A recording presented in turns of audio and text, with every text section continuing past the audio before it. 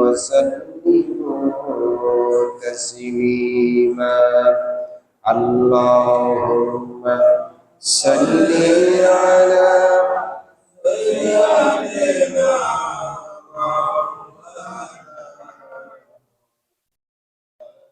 وعلى آل سيدنا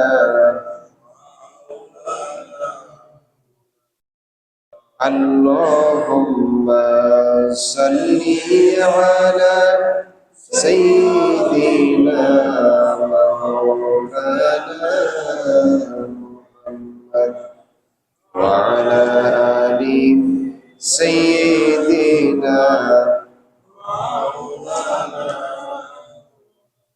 بلغ العلا بكماله كشف الدجى بجماله حسنت جميع خصاله صلوا عليه وآله محمد بشر ليس كالبشر بل هو يقود والناس كالحجر بلغ العلا بكماله كشف الدجى بجماله حسنت جميع خصاله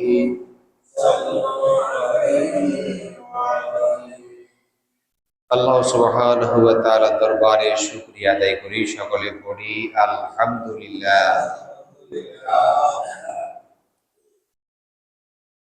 এখন হচ্ছে রবিউল আউয়াল মাস, যে মাসে রাসূল কারীম সাল্লাল্লাহু আলাইহি ওয়াসাল্লাম পৃথিবীতে এসেছিলেন এবং বিদায় হয়েছিলেন। ঐতিহাসিকভাবে তাৎপর্যপূর্ণ এই মাস। আল্লাহ সুবহানাহু ওয়া তাআলা তার নবীকে মানুষের কাছে পাঠিয়েছেন। আল্লাহ তাআলার বাণী, তার কথা মানুষের কাছে পৌঁছাবার জন্য। এই কোরআনে যে কথাগুলি আছে সেগুলি সবই আল্লাহ তাআলার কথা। এখানে কোনো মানুষের বানানো কোনো কথা নাই। আল্লাহর কথাগুলি আল্লাহ তার প্রতিনিধির মাধ্যমে পৃথিবীর মানুষের সামনে উপস্থাপন করেছেন। আর এই উপস্থাপন করার জন্য যত নবী তিনি প্রেরণ করেছেন, আদম আলাইহিস সালাম থেকে শুরু করে মুহাম্মদ সাল্লাল্লাহু আলাইহি ওয়াসাল্লাম পর্যন্ত যত নবী এসেছিলেন, সমস্ত নবীদের সীমাবদ্ধতা ছিল। যারা ছিলেন এলাকা, গোত্র, বিশেষ অঞ্চল কিংবা বিশেষ জাতির জন্য প্রেরিত নবী, এবং তাদের কিতাব ছিল সেই সময়ের জন্য সীমাবদ্ধ। সর্বশেষ সেই কিতাবগুলির পরিসমাপ্তি ঘটেছে, হুকুমগুলি রহিত হয়েছে।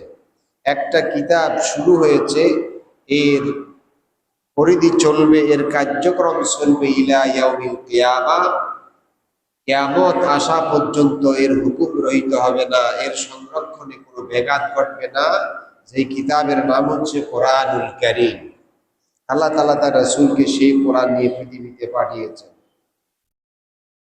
তিনি কোনো জাতি, গোত্র কিংবা অঞ্চল বিশেষে কোনো সম্প্রদায়ের নবী ছিলেন না, বরং তিনি আল্লাহর পুরা সৃষ্টি জগতের জন্য তিনি নবী ছিলেন। যেমন আল্লাহ পাক বলেন, কুল ইয়া আইয়ুহান নাসু ইন্নী রাসূলুল্লাহি ইলাইকুম জামিআ।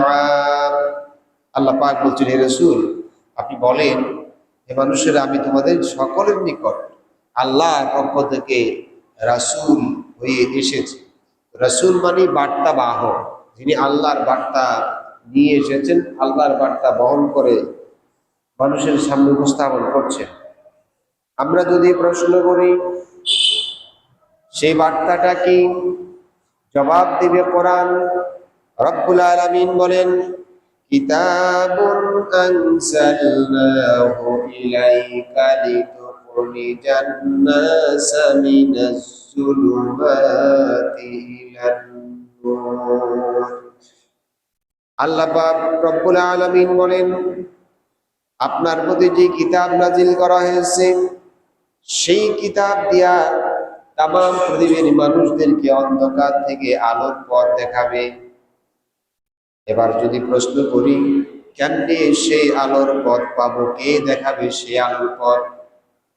কে শেখাবে সেই কোরআন? জবাবটাও কোরআন দিচ্ছে। আল্লাহ পাক বলেন, قد جاءكم من الله نور وكتاب مبين। আল্লাহর পক্ষ থেকে একজন দীপ্তমান প্রদীপ শিখা আর একটা সুস্পষ্ট কিতাব তোমাদের কাছে এসেছে। নূর হচ্ছে মুহাম্মদ সাল্লাল্লাহু আলাইহি ওয়াসাল্লাম, আর কিতাব হচ্ছে কোরআন। এই কোরআন দিয়ে কি করব আমরা, সেটা বলছেন মুহাম্মদ সাল্লাল্লাহু আলাইহি ওয়াসাল্লাম। তিনি বলতেছেন, মান ক্বালা বিহি সাদাকা, এই কোরআন দিয়ে যে কথা বলবে সে সত্য কথা বলবে, কারণ আল্লাহ চাইতে অধিকতর সত্যবাদী আর কি কেউ আছে? ওয়ামান আসদাকু মিনাল্লাহি কিলা, আল্লাহ চাইতে অধিকতর সত্যবাদী আর কেউ নেই। পৃথিবীর যত লিখিত অলিখিত যত বিধান আছে, যত গ্রন্থ আছে, যত সাহিত্য আছে, যত রচনা আছে, যত আইন আছে, সব কিছু হচ্ছে ধোঁকাবাজি, সব কিছু জালিয়াতি, সব কিছু প্রতারণা, সব কিছু হচ্ছে জুলমাত, অর্থাৎ অন্ধকার। সব কিছু কি? অন্ধকার। আমাদের দেশে 17-18 বার সংশোধন হয়েছে আমাদের সংবিধান। এই 17-18 বার সংশোধন করে যেগুলি বাদ দেওয়া হয়েছে, সেগুলি তো এর আগে আইন অনুযায়ী হুকুম দেওয়া হয়েছিল, সেগুলি দিয়ে কারো শাস্তি হয়েছিল। তো এখন যেগুলি বাদ গেছে বই, সে তাদেরকে শাস্তি দেওয়া হয়েছে, তার মানে এখন বাদ দিয়ে দিচ্ছেন। আপনার আগের আইন একরকম, এখনকার পরিস্থিতি অনুযায়ী আইন হয়ে গেছে ভিন্ন রকম। কাজে আল্লাহ তাআলার ভাষায় এই সবগুলি হচ্ছে অন্ধকার। এগুলির পিছনে দৌড়ানো যাবে না, দৌড়াতে হবে কোরআনের সামনে, কোরআনের পেছনে দৌড়াতে হবে। সেই কথা আল্লাহ তাআলা বলছেন। আল্লাহ রসুল বলেছেন, মান ক্বালা বিহি সাদাকা, এই কোরআন দিয়ে এই কথা যে বলবে সে সত্য কথা বলবে। কোরআনের যে হুকুমগুলি রাসূল কারীম সাল্লাল্লাহু আলাইহি ওয়াসাল্লামের সময় থেকে এসেছিল, আল্লাহ তাআলা দিয়েছেন, সেগুলি কি এখনো সেইভাবে আছে না কোনো পরিবর্তন হয়েছে?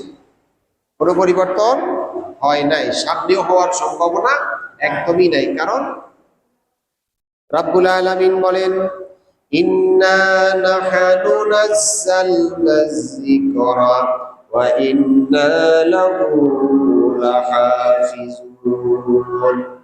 এই কোরআনের নাজিলকারী আমি আল্লাহ, এর রক্ষণাবেক্ষণ, এর সংরক্ষণের সব দায়িত্ব আল্লাহ আমি গ্রহণ করেছি। আল্লাহ পাক বলেন, এর দায়িত্ব আমি গ্রহণ করেছি। এই জন্য নবীজি বলেছেন, মান ক্বালা বিহি সাদাকা, কোরআন দিয়ে যে কথা বলবে সে সত্য কথা। ওয়ামান আমিলা বিহি উজরা, কোরআন দিয়ে যে আমল করবে আল্লাহর কাছে সে বিনিময় পাবে। ওয়ামান দাআ ইলাইহি, কোরআন দিয়ে মানুষদেরকে যে ডাকবে। ওয়ামান হাকামা বিহি আদালা, কোরআন দিয়ে যে বিচার করবে সে ন্যায় বিচার প্রতিষ্ঠা করবে। ওয়ামান দাআ ইলাইহি ফাকাদ হুদিয়া ইলা সিরাতিম মুস্তাকিম, কোরআন দিয়া মানুষকে যে আহ্বান করবে সে সঠিক পথের দিকে আহ্বান করবে। যে আহ্বান, যে পথ আমরা নামাজের ভিতরে খুঁজি, ইহদিনাস সিরাতাল মুস্তাকিম, সেই মুস্তাকিম পাবো কোরআন দিয়ে যে পথ প্রদর্শন করার জন্য ডাকা হয় সেই পথে গেলে। ওয়ামান হাকামা বিহি আদালা, সে কোরআন দিয়ে যে বিচার করবে সে করবে ন্যায় বিচার। আমি আপনাদেরকে মাঝে মধ্যে বলে থাকি, আমেরিকার এক লোক 28 বছর জেলে ছিল, হত্যা মামলা হয়ে 28 বছর পরে আদালত প্রমাণ করেছে লোকটা নিরপরাধ, সে হত্যা মামলার আসামি ছিল না। এই 28 বছর কি পৃথিবীর আইন তারে ফিরিয়ে দিতে পারবে? পারবে না। চীনের এক লোককে ফাঁসি দেওয়া হয়েছিল, সে 1995 সালে ধর্ষণ মামলায়। 2012 সালে একই কোর্টে ওই আইন দিয়ে আবার প্রমাণ করা হয়েছে যে এই লোকটা ওই ধর্ষণের সাথে সংযুক্ত ছিল না। তো এই যে লোকটাকে মৃত্যুদণ্ড দেওয়া হয়ে গেল, এই আইন কি তাকে আর ফিরাই দিতে পারবে? তাকে আর ফিরাই দিতে পারবে না। আমাদের দেশে এর উপর অসংখ্য ঘটনা ঘটেছে যেগুলি কোনোদিন আর তারা সংশোধনী দিতে পারবে না। তো মান হাকামা বিহি আদালা, কারণ এটা কোরআন দিয়ে বিচার করা হয় না, এটা করা হয়েছে পৃথিবীর আইন দিয়ে। যাতে ফাঁকা ছিল, যাতে অন্ধকার ছিল, যাতে স্বার্থ জড়িত ছিল, যার ভিতরে হিংসা এবং ক্ষোভের আর প্রতিশোধের আগুন ছিল। কোরআনে এমন কিছুই নাই।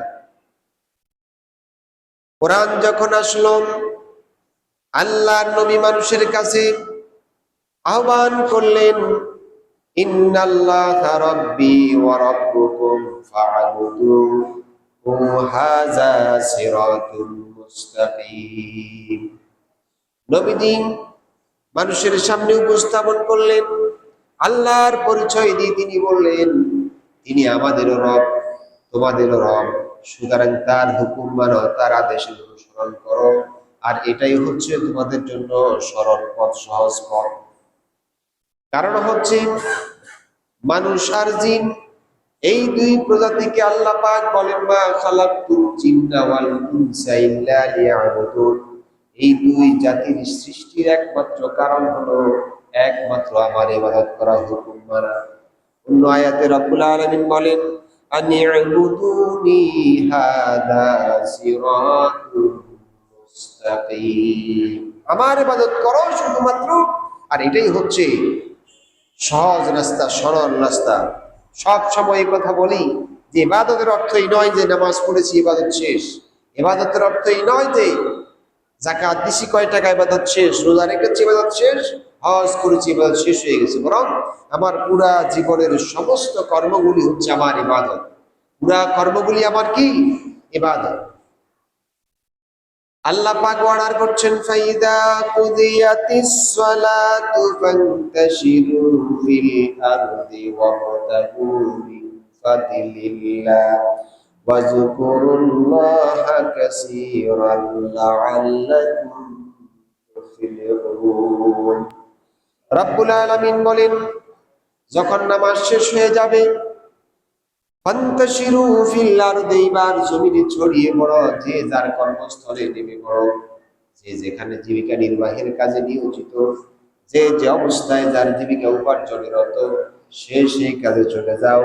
ওয়াজকুরুল্লাহা কাসীরান লাআল্লাকুম তুফলিহুন। সফল হতে হলে আল্লাহকে বেশি বেশি করে স্মরণ করো, আল্লাহর জিকির করো। জমিন থেকে বের হয়ে কাজে যাও, যাইয়া আল্লাহর জিকির করো, তাও কম না বেশি। ওয়াজকুরুল্লাহা কাসীরান লাআল্লাকুম তুফলিহুন। সফল হতে হলে বেশি করে আল্লাহর জিকির করো। এখন নামাজের ভিতরে না জিকির করছি, নামাজ পড়ে বসে বসে জিকির করেছি, জমিনে যাইয়া, মাঠে যাইয়া, ইন্ডাস্ট্রিতে গিয়ে, কোর্টে গিয়ে, আদালতে গিয়ে, শিক্ষাঙ্গনে গিয়ে, ব্যবসা প্রতিষ্ঠানে গিয়ে কি জিকির করব? সেই জিকিরের কথা আল্লাহ পাক স্মরণ করাই দিচ্ছেন, ইয়া ইবাদিয়াল্লাযীনা আমানু ইন্না আরদি ওয়াসিআতুন ফাইয়ায়া ফা'বুদুন। রব্বুল আলামিন বলেন, হে আমার বান্দারা, বিশ্বাসীদেরকে লক্ষ্য করে বলেন, আমার জমিন সুপ্রশস্ত বিন্যস্ত, এই যেখানেই তোমরা থাকো না কেন আমার হুকুম মানো আর আমার ইবাদত করো।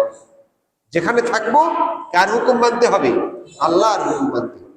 আজ আল্লাহর হুকুম মানাটাকে শুধু আমরা মসজিদের মধ্যে নামাজ, রোজা, হজ, যাকাত, দাড়ি টুপি আর পাঞ্জাবির মধ্যে সীমাবদ্ধ রেখেছি, যেই কারণে আমরা ঈমান এনেছি, কিন্তু সর্বক্ষেত্রে আমাদের সফলতা আসে নাই। আসছে রাতের বেলায় রাস্তায় সাথে সম্পদ নিয়ে, টাকা নিয়ে হাঁটতে পারবেন না, নিরাপত্তা আছে? নাই। ঘরের মধ্যে সম্পদ নিয়ে নিরাপদে ঘুমাতে পারবেন না, নিরাপত্তা আছে? নিরাপত্তা নাই। কেন নাই? আল্লাহ তাআলা তো বলেছেন, সফলতা পেতে হলে আমার জিকির করো।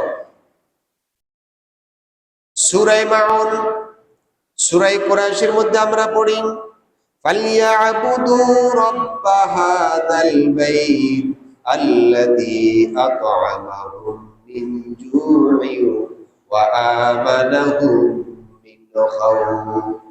এই ঘরের মালিকের গোলামি করলে পরে ক্ষুধার সময় তিনি খাবারের ব্যবস্থা করবেন, আর ভয় ভীতির সময় তিনি নিরাপত্তার আঞ্জাম দেবেন। কিন্তু আমরা ইবাদত করি, আমাদের নিরাপত্তা নাই। আমরা ইবাদত করি, আমাদের খাদ্য সংকট থাকে, আমাদের ক্রাইসিস সৃষ্টি হয়, কৃত্রিম সংকট সৃষ্টি করা হয়। তার মানে হলো শুধুমাত্র ইবাদতকে আমরা নির্দিষ্ট পরিসরে, নির্দিষ্ট জায়গার মধ্যে, নির্দিষ্ট বাউন্ডারির ভিতরে রেখেছি।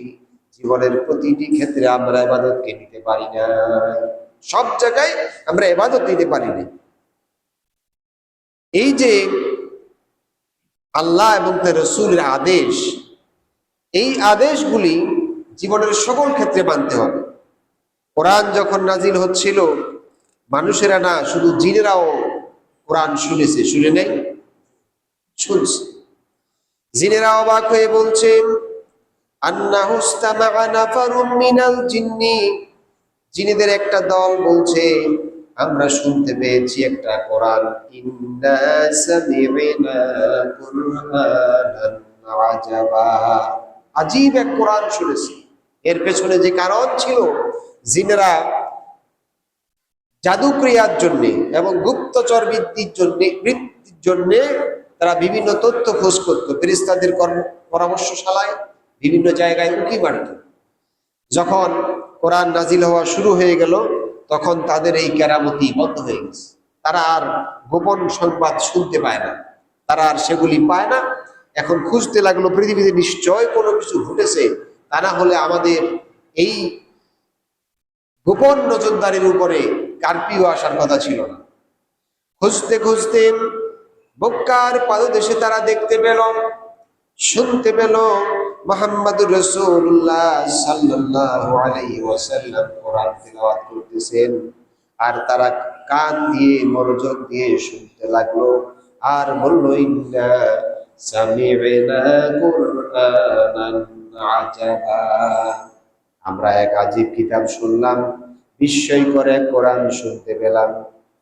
ইয়াহদি ইলার রুশদি ফাআমান্না বিহি ওয়ালান নুশরিকা বিরাব্বিনা আহাদা, আমরা যেটা আমাদেরকে একটা সঠিক পথের সন্ধান দিয়েছে, আমরা ঈমান এনেছি সেই রবের প্রতি, ওয়ালান নুশরিকা বিরাব্বিনা আহাদা, আর আমরা আমাদের সেই রবের সাথে আর কোনোদিন কাউকে শরীক করব না।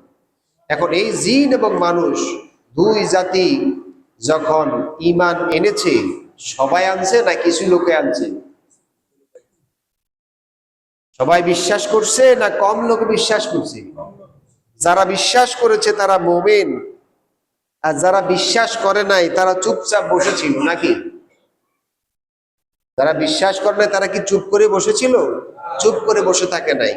তারা তাদের কার্যক্রম আগে যা করেছে এবার পুরোদমে শুরু করেছে। নবীদের কথায় যেমন মানুষ ঈমান এনেছে, জীবনের সমস্ত গতিপথকে পাল্টে দিয়েছে, জীবনের সমস্ত চিন্তা ধারাকে পরিবর্তন করে তাওহীদের কাতারে শামিল হয়েছে, তেমনি ভাবে আবার মানুষেরা আর জিনেরাও এই ধারার বিরোধিতা করেছে, নবীদের সাথে দুশমনি করেছে।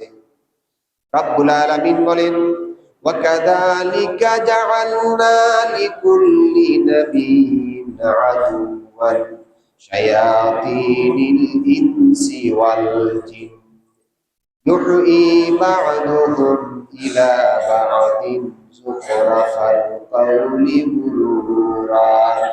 আল্লাহ পাক বলেন, এইভাবে জিন এবং মানুষ দুই প্রজাতি নবীদের সাথে শত্রুতা করেছিল, নবীদের দুশমন হিসেবে তারা আত্মপ্রকাশ করেছিল, নবীদের বিরুদ্ধে যারা অবস্থান নিয়েছিল, পরস্পরকে বিভিন্ন আইনি মার প্যাচ দিয়া, বিভিন্ন কৌশলে, চক্রান্তে, ষড়যন্ত্রে, বিভিন্ন ছন্দে বন্দে, আইন আদালতের মাধ্যমে তারা নবীদের বিরুদ্ধে যুখরাফাল কাউলি গুরুরা, বিভিন্ন বিভ্রান্তিকর কথার মধ্য দিয়া নবীদের সাথে দুশমনী করেছিল।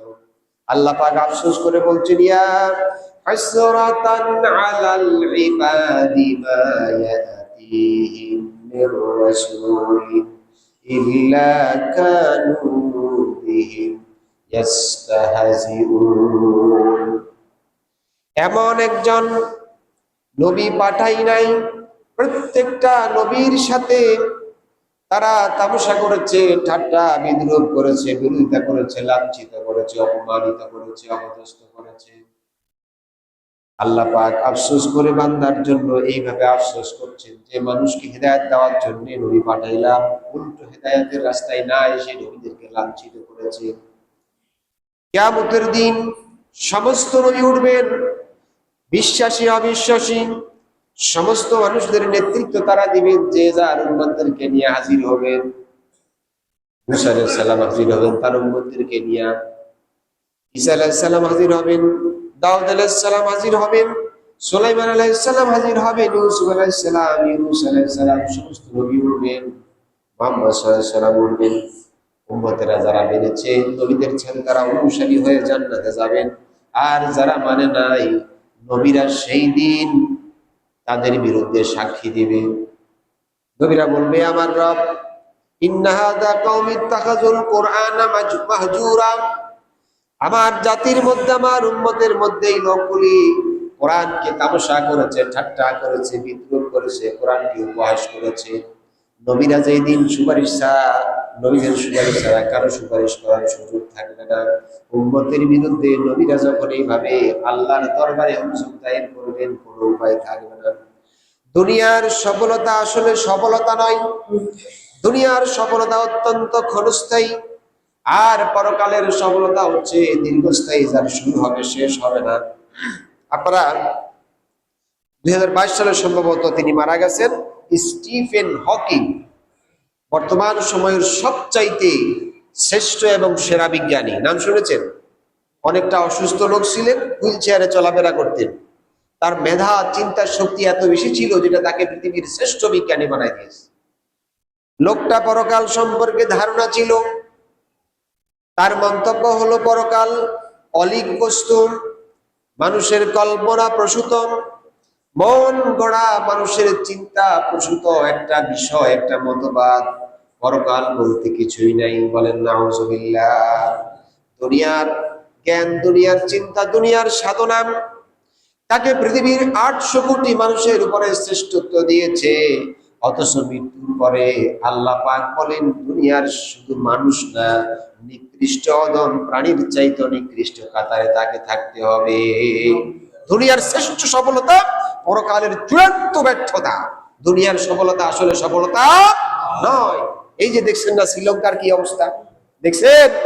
আহা, এরপরও শ্রীলঙ্কায় গেল, নেপাল, সর্বশেষ এখন নেপাল, কি অবস্থা দেখছেন? এটাও কি মানুষের হয়? আর এটা দেখার পরেও কি মানুষ শিখতে পারে না? এখনো হুঁশ হয় নাই মানুষের। রাজপ্রাসাদ ছেড়ে দিয়ে যাওয়ার জায়গাও তো নাই, ডানে বামে সামনে পিছে জায়গা আছে, হেলিকপ্টারে উঠাই নেবে সেই সুযোগও নাই। লাশের মতো জীবন্ত মানুষ ঝুলে ঝুলে পালাচ্ছে। হারে ক্ষমতা! এটাই কি সফলতা? এর নাম সফলতা নয়। সাহাবী নবীদের কথা যদি বাদ দেই, ইমানদার মুসলমানদের কথাই যদি বলি, ভারতের বুকে এই সাব কন্টিনেন্টকে যিনি শাসন করেছিলেন তাদের মধ্যে একজন সম্রাট বাবর। ভারতকে জয় করলেন, তাকে হত্যা করার জন্যে একজন খুঁজতেছিল। বাবর একা একা হাঁটতেছিলেন, চলতেছিলেন। বন থেকে ছুটে আসা পাগলা হাতি রাস্তায় সমানে মানুষের ক্ষতি করতেছিল, দোকানপাট যা পায় সব ধ্বংস করে দিচ্ছিল। সামনে একটা নিম্ন শ্রেণীর গরিব বস্তির শিশু, কেউ তারে বাঁচাইতে যায় না, জীবনের ঝুঁকি কেউ নেয় না। সম্রাট বাবর দেখতে পেলেন শিশুটা তো মারা যাবে হাতির আক্রমণে, জীবনের ঝুঁকি নিয়ে ওই শিশুটাকে হাতির সামনে থেকে রক্ষা করলেন, তুলে আনলেন। যিনি তাকে হত্যা করতে খুঁজতেছিলেন তিনি ঘটনা অবলোকন করলেন, আর তার সামনে গিয়ে পরিচয় জানতে চাইলেন। জানতে পারলেন তিনি সেই ব্যক্তি যাকে হত্যা করার জন্য অস্ত্র নিয়ে গোপনে ঘুরতেছেন। স্বীকার করলেন, আমি তো আপনাকে হত্যা করার জন্য ঘুরতেছিলাম, কিন্তু আপনার মতো এমন মহান, এমন মানব কল্যাণ প্রেমী, এমন জনদরদী, যেই শিশুটা মেথর শ্রেণীর শিশু বলে কেউ বাঁচাতে যায় না, কেউ তাকে সাহায্য করে না, এই রাজ্যের বিজয়ী রাজা হয়ে জীবনের ঝুঁকি নিয়ে আপনি যেই কাজ করলেন, আপনার মতো লোককে মারা আমার পক্ষে সম্ভব নয়। বাবর বলেছেন, আজ থেকে তুমি আমার প্রাণঘাতী নয়, তুমি আমার দেখো রক্ষী। সুবহানাল্লাহ। চরিত্র দিয়ে, আদর্শ দিয়ে আপনাকে সফল হতে হবে। ক্ষমতা দিয়ে, অস্ত্র দিয়ে, টাকা দিয়ে, গুন্ডা বাহিনী দিয়ে টিকা যাবে না, যাবে না, যাবে না। আল্লাহ তাআলা দিবেন না। কারণ যারা এই ধরনের পথ অবলম্বন করে, শয়তান তাদেরকে বিপদের দিকে নিয়ে যায়। শয়তান মানুষের সাথে চ্যালেঞ্জ করেছে, আল্লাহর সাথে ওপেন চ্যালেঞ্জ করেছে, লাআকুদান্নাকা সিরাতাকাল মুস্তাকিম। আল্লাহ, আমি বান্দাদের সরল রাস্তার উপরে ষড়যন্ত্রের জাল বুনবো। দেখেন না, মানুষ ভোট আসলে প্রত্যেক বাড়ি বাড়ি যায়। আপনারা কিছু মনে নেবেন না, বোঝার জন্য বলছি। ভোট আসলে কি করে? প্রত্যেক বাড়ি বাড়ি যায়, প্রত্যেক মানুষের হাত ধরে মসজিদে যায়। এটা আমি খারাপ বলছি না, এটা দোষের কিছুও বলছি না, বলছি ভোট হওয়ার পরে এই লোকগুলির আর পাওয়া যায় না। গত 50 বছরের রেকর্ড দেখেন আমাদের, পাওয়া যায়। দু একজন আছে ভালো মানুষ, আমি সবাই খারাপ বলবো না। এরপরে তার কাছে পিএস ধরে, এপিএস ধরে, মাসের পর মাস, বছরের পর বছর তার সিরিয়াল আর পাওয়া যায় না। আচ্ছা, কয়দিন আগে আমার হাত ধরছে, বারিশায় এসেছে, এখন আর তারে পাওয়া যায় না। এই যে আচরণ, এটাই আপনাকে বিপদে ফেলতেছে। যে মানুষটার হাত ধরেছেন একদিন, বছরে আরেকদিন এসে দেখেন, আবার পরের বছর আরেকদিন এসে দেখেন, আপনাকে তাড়াবে না। ওই সম্রাট বাবরের মতো আপনাকে জীবন দিয়ে পাহারা দেবে, আপনার ইজ্জতকে রক্ষা করবে, আক্রমণ করবে না। চরিত্রগুলি শিখতে হবে ভাই। এই যুগ অস্ত্র দিয়ে রক্ষা করা যায় না। আপনারা আফগানিস্তান দেখছেন, 2001 সাল থেকে 2022 সাল কি না করেছে আমেরিকা।